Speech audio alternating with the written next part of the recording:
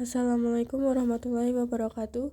Perkenalkan, nama saya Yovana Naili Adha, nomor presensi 35 dari kelas 12H. Di sini saya akan menjelaskan apa sih itu masa Orde Baru. Buat yang pengen tahu, boleh simak video ini ya. Terima kasih. Orde Baru adalah periode dalam sejarah Indonesia yang berlangsung dari tahun 1966 hingga 1998 di bawah kepemimpinan Presiden Soeharto. Lahirnya Orde Baru ditandai adanya peristiwa Tritura atau Tiga Tuntutan Rakyat yang merupakan ide perjuangan Angkatan 66 atau KAMI, yaitu Kesatuan Aksi Mahasiswa Indonesia, yang tidak puas dengan pemerintahan saat itu. Mereka menuntut pemerintah untuk melakukan perubahan-perubahan besar. Isi Tritura yaitu pembubaran PKI, perombakan Kabinet Dwi Kora, dan penurunan harga pangan. Tritura semakin panas karena sikap Presiden Soekarno yang bertolak belakang dengan aksi-aksi mereka.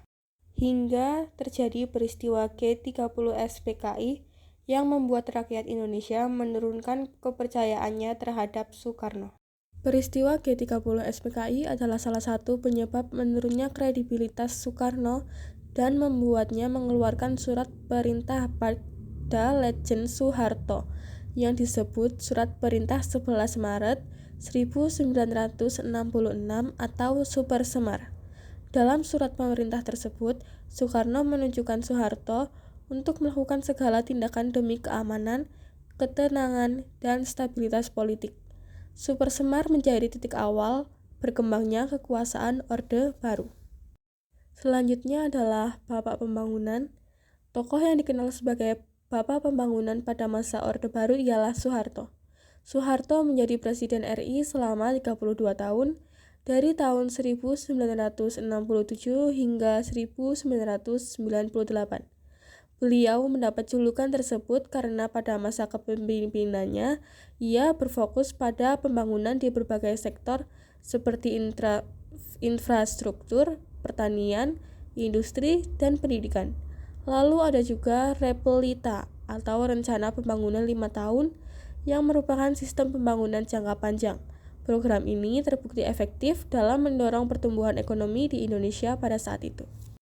Ini merupakan beberapa dokumentasi dari peristiwa yang terjadi pada masa Orde Baru. Selanjutnya, sistem pemerintahan pada masa Orde Baru. Pemerintahan masa Orde Baru menggunakan konsep demokrasi Pancasila, di mana visi utama mereka adalah menerapkan nilai Pancasila dan UUD 1945 secara murni serta konsekuen dalam aspek kehidupan masyarakat Indonesia. Di masa Orde Lama, komunisme dan gagasan yang bertolak belakang dengan Pancasila sempat meluas. Hal ini membuat Soeharto di masa jabatannya melakukan indoktrinasi Pancasila. Ada 4 metode indoktrinasi yang dilakukan seperti yang ada di gambar tersebut. Kemudian, lewat beberapa kebijakannya, politik dan ekonomi negara juga semakin kuat. Namun, kondisi ini menurun ketika di tahun 1997 saat terjadi krisis moneter. Krisis inilah yang membuat pemerintah kehilangan kepercayaan rakyat sehingga Soeharto sebagai presiden mengundurkan diri pada tanggal 21 Mei 1998 yang mengakhiri kekuasaan Orde Baru.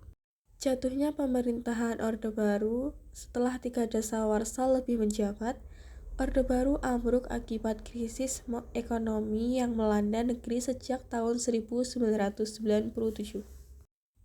Meski selama masa tersebut, perekonomian Indonesia melaju pesat dan pembangunan infrastruktur yang merata untuk masyarakat, namun perkembangan tersebut diikuti dengan praktik korupsi, kolusi, dan nepotisme. Hal ini menyebabkan kurangnya kepercayaan terhadap Presiden Soeharto dan memicu aksi demo mahasiswa dan masyarakat umum.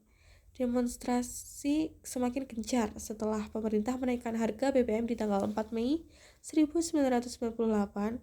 Belum lagi terjadi tragedi Trisakti. yaitu tertembaknya 4 mahasiswa di depan Universitas Trisakti yang semakin mendorong masyarakat menentang kebijakan pemerintah. Berikut ini merupakan beberapa dampak yang kita dapat dari masa Orde Baru, baik yang positif maupun negatif.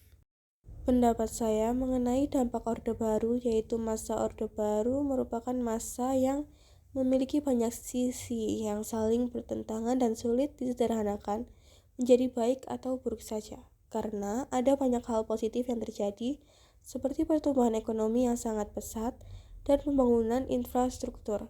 Namun di sisi lain ada juga banyak masalah serius seperti korupsi, pelanggaran HAM, dan otoritarisme. Sekian penjelasan dari saya. Saya menyadari bahwa penjelasan dari saya memiliki banyak sekali kekurangan. Untuk itu, saya mohon maaf yang sebesar-besarnya. Sekian, wassalamualaikum warahmatullahi wabarakatuh.